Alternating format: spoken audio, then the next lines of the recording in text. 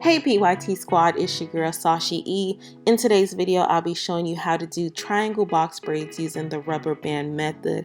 This is my first time doing this style, and y'all, I've been asleep on the rubber band method. This style only took 2 hours because I didn't have to constantly stop braiding to part her hair. So I don't want to put heat on my sister's hair because we are in the process of growing her hair out. So I washed it the night before, moisturized it, and braided it to stretch it before doing this style.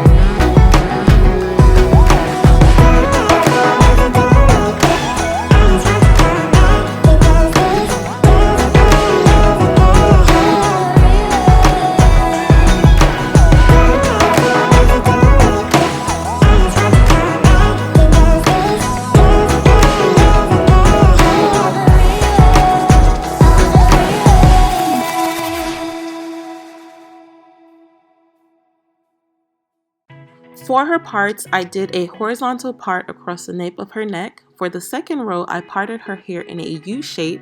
The parts in the second row were a little smaller than anticipated, but that's okay. And for the remaining hair in the middle, I did 5 columns from the front of her hair to the back.